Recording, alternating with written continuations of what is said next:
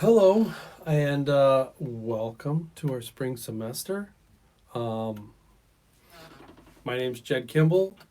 This is digital painting for spring 2021. Excuse me. And this is an asynchronous class, but I will have a portion that I'm going to record each week. Um, and that will be required viewing for you, but you don't have to attend. So that meeting time is going to happen on Mondays from 10:30 to 11:30 a.m. With the exception of February 1st, um, because that's student orientation day. We're not holding classes on that day. So I'm going to have you um, meet me for a meeting, our first meeting on February 2nd, so Tuesday, just for the first week. Um, let's go through, talk about the syllabus. There'll be a separate video that talks about class policies and maybe turning things in. There's going to be a lot of technical stuff for this class because so much of it is deals with computers and tablets and handing things in. So if you're not familiar, you need to make sure that you know how to ask questions and to, even set up meetings with me so that we can go through and kind of make sure that you have what you need and we can get you through the semester. Okay. Um, so I'm just going to kind of scroll down. These are some different examples from the class over the past year or so. Um, My name is Jed Kimball. You can call me Mr. Kimball. I'm a professor of art at NVCC. I've been here for 18 years, and my office is in AB. It's 118. It's right around the corner from the art studio next to the drinking fountain on the first floor. By far, the easiest way to get a hold of me is not my office phone, but email. So, email is the best way to let me know if you have something come up, if you need some help, that's the place to go. So that's the idea is email me and my office hours are going to be Monday through Friday, 10:30 to 11:30. So each day I will be around my email at that time. Most of the time I might be with another class meeting like we're going to do on Monday. So Mondays during that time, I'm with you. I'm going to be recording that. So if you send me an email, you might get an email back just after 11:30, so that I can go through and talk about that. But if you have questions, you can just hop on and we'll take a look at that in Blackboard in a minute. Okay. Other than that, you have the information for the associate dean, who is Todd Barrett, and his office specialist is Donna Smith. They are there to help you with any kind of academic issues, and they're the nice people that help to get things fixed if there's a problem. So this course is an introduction to how to digitally paint, to ideas about how to go about that and how to make it effective. Um, Rather than just kind of saying, oh, well, here's a project and here's a big thing that you need to know how to do and just go do it. This is more early on in your MV career, and so we're going to focus on exercises for this class. So a lot of it is different things. It's going to get more and more fun as the semester goes on, and it's more technical and precise and kind of simple at the beginning. If you are a student who's done a ton of this, and I know already that some of you have lots of digital skills already, some of this is going to start off very basic. So just fly through the first stuff and we'll move on, and we can even throw in newer, different kind of projects that are um, more to your skill level as we go on. Okay, so don't be discouraged by some of the early projects which seem pretty simple. Um, so it's got a whole list of topics digital sketching, flatting color, lasso, gradient painting, principles of lighting, blending modes, textures, tools, brush settings, course projects. Um, the idea is we're going to mostly deal with Photoshop, Adobe Photoshop. It is available to all of you through MV. So I will go through and make sure during our first meeting I have all the information to get you connected if you don't already have it. You can download a version of it, and then you're going to end up using your student credentials to log in and work with it. Okay. Um, if you are someone who already has a favorite program, or you're working on the iPad Pro or a Samsung Galaxy Tab or whatever, if you already have a different software that you are, um, you know all about it and you love it, that's great. You're welcome to use that.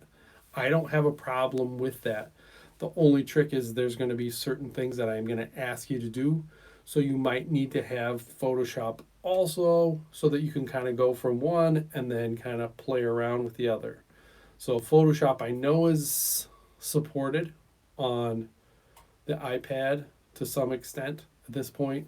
I don't know about the Galaxy tabs, but I'll have to look that up. But you might have to switch between programs a little bit to just make sure that the things that we want to do to a picture work.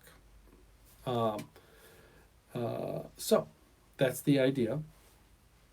Um, the outcomes I'll let you read through on your own. Um, Supplies are very important. So the number one thing that you need obviously is a laptop, computer, or a tablet. Um, and then besides that, maybe like a drawing tablet. So the Wacom ones are probably the most reliable. As of last year, there's the one that I use is the Intuos Pro Medium. So it's pretty big. It's got a window about this big that I can draw on. Um, Very comfortable, very easy to use. And that is for once you have the practice of looking at the screen and being able to draw at the same time and connect what your hand does here to what you're seeing up there. That takes a little bit of time. If this is all new to you and you're like, okay, well, now I'm becoming an illustrator and I'm in this program and I need to get the equipment that's going to work for me, and I've never done that. Maybe you should consider getting a different kind of tablet. Huion makes a really good one. I will point you out to different artists and different places where you can go through and kind of connect with things that people that review stuff, and you can decide what's best for you. I don't, have people sending me stuff to test different things out, but there's a lot of good, reliable ones that are not Wacom tablets anymore. There's a lot that are, you can draw right on the screen. So that can help you if that's what you're used to. You're used to seeing the pencil line as you draw it, then that may be the solution for you. So definitely think about what kind of artist you are, which kind of things are going to work. You probably still want to have a sketchbook around somewhere, something to draw with. I would recommend having an external drive. That's probably more important on campus. So rather than that, just make sure you have a cloud drive that you can back stuff up on or put stuff up onto, and then you can send it to me, or you can use it from there to save it somewhere. Um, that could be an iCloud, it could be a Dropbox, it can be a Google Drive. Any one of those really work. So that's probably more important to have one of those set up for yourself before we get started, and make sure that it has some room. We'll probably use, I don't know, maybe a couple gigabytes of data or something like that, depending on how many layers you use and how big your files are. You might use more or less, but hopefully it's not too much. So there's the units of topic. There's a ton. These are like all the things in the entire semester that we're going to try to talk about. there's a lot of stuff. So to kind of look at that, I'm going to move over to our Blackboard page for this class. If you click on syllabus right here at the top tab, that's where you're going to find the syllabus and the policies where you can look at that. This video is going to go on this same page. Because I'm only recording it now, it'll go right underneath here, and then there will be a policies video under that, and that's where all that stuff will be for you to kind of check it out. Blackboard meeting. So the first meeting, color mixing in the syllabus, is going to be February 2nd at 10:30. The next one after that, I don't know what day of the week that is. I guess it's going to be the 7th. February 7th will be our second meeting, and it'll be on a Monday. Week only, it's on Tuesday. Other than that, we have our projects. So each one is an exercise, so I titled them all E for exercise, and then the number. So E1, color mixing. E2, value dome. So each one's going to have that title at the beginning. And when you save out your files that you turn into me, I want you to label your files according to that. So if it's E1, then it should say E1 and then your name. Or maybe your name and then your E1. We'll figure it out. I might change it up so that all yours stay together versus something else. But consistency in how you save your files is important. So we're going to look at color mixing, value dome, brush control, blend modes, using the lasso tool, cleaning up some drawings, applying light to shapes, using a word prompt to create kind of like concepting, shape design with the Beast Rec stuff. And then at the end, we'll do a photo to paint. There's a bonus project of doing a materials challenge. There's some stuff on that. Sometimes I go beyond here, but I don't often. Last semester in an independent study, we made it through to number 9. We didn't go any farther than that. When I taught it the other year, I did have some students get to the bonus last year. So we'll see where we go from there. So to kind of show you some different projects, color mixing, we're going to be working from this image here. You're going to mix the colors in between each one of these, left color and the right side color. You're going to figure out how to do that. I'm going to show you a video where you need to, where you can practice that. Our next one, we're going to look at putting value, so it's just black and white, onto a form and doing the different shapes as you go through. I have a couple other examples I'm adding to that one. Brush control, I might play around with some of these to kind of give you some new options, but these are just some shapes, and each one of these shapes has a specific shape, and there's specific effects that are on there, and that's what you're going to be modeling is how do I make something look round and have a highlight plus a secondary light casting in the shadow versus how do I have a soft edge? How do I have a sharp edge? How do I have things trail off? And here's some like basic ideas of doing that same thing as well. We'll add to that. Moving on. I'm going to switch some of these up, but I have some transparent PNG files, and then we'll go through and you'll be able to add a flat color to it and then add some highlights and shadows. There's a little video here at the bottom that you'll have available to see, and it just kind of has like a whole bunch of these that I've already done because most of these come from my own sketches.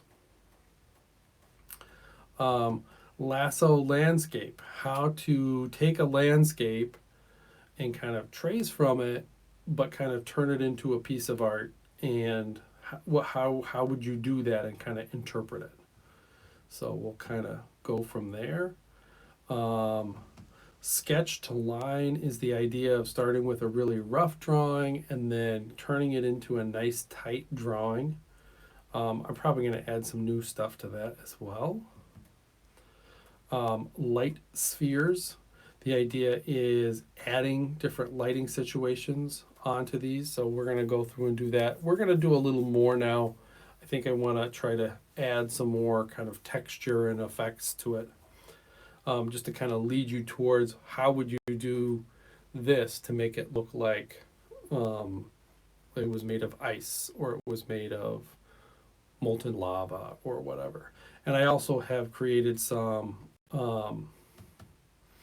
boxes that you can go through and do this with as well.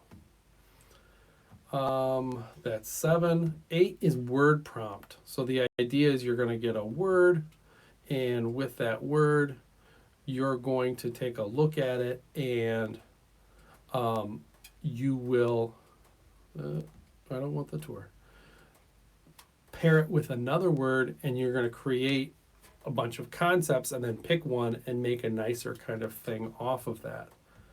So the ones that are here come from an artist who's worked on Star Wars and a bunch of other stuff, but he's trying to put together ships, spaceships plus fish, and kind of put those together into interesting concepts. And then we move into painting them so that they kind of look like a hybrid of those two things. So mine from last year was hat, and there it is, hungry headband. That's what mine was, hungry headband. So I had a series of ideas. Let's see, here they are, of different headbands, like an Egyptian kind of snake one, and it was hungry. And here's a Japanese oni, and this one's a Raven Viking one, and here's a gorilla one, and here's a wolf one. So you kind of look through and draw those out. Notice that the person's head is the same, and I'm just kind of adding this on. I ended up liking the gorilla the best, and this is the final solution to doing that. Kind of overwhelmed the person, so I'd have to kind of maybe go and play back with it, but that was the idea.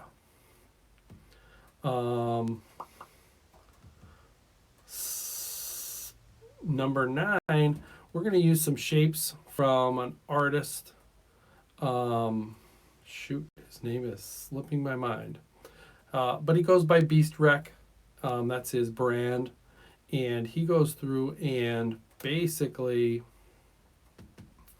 makes a shape and has a contest where you can go through and kind of draw whatever you see inside that shape. We're going to do that. You know, you take a simple shape, turn it into something interesting, and then you can post it or do whatever. And, you know, they're fun. It's kind of something a little bit different. And he's got a whole folder full of them that you're free to use. You can flip them and turn them and put them in different directions and make them look different. There's some good ones here at the bottom. I like these ones only because these are different artists, but the idea is here's the shape in the middle, and based on the way that he's flipping or turning it, he sees something different, and he's drawn something for each one of those. So kind of making it feel different for each time. I kind of like that. We're not going to go that advanced. That's a little too much. One drawing's good. Then we have photo to paint. The idea is, let's see if I can find an example somewhere in here. No, I don't have it. It's on the handout. You're going to start from a photo, do a couple little studies, and then you're going to take your photograph and turn it into a digital painting.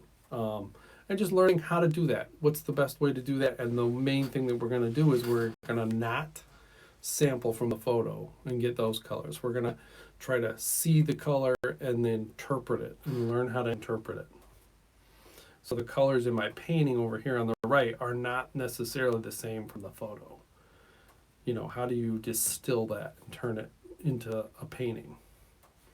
And then the last one, what's going on here? Materials cubes. So these are just cubes, but the idea is taking a shape, a basic shape, and learning how to add different textures and paint different textures on it to make it look like something. So this is just a cube, but they have it as a piece of wood, a piece of cheese, some food, some sushi, a hairy ball, a honeycomb, a rock, some bricks, a piece of gold.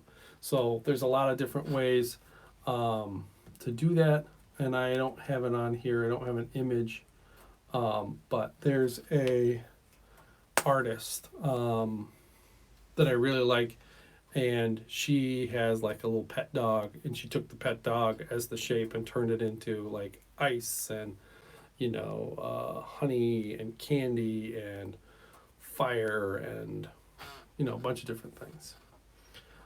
So that is the overall for the class. Circling back to where we started, the main things you need to remember or think about: our first meeting is Tuesday at 10:30 next week, and February 2nd. And then the second thing is, start looking at your computer, your software, your tablets, and having all that stuff ready. So if you've got that, then I think you're going to be all set. I am excited for this semester, and I can't wait to see what we're going to be able to make together. So we'll see you next time.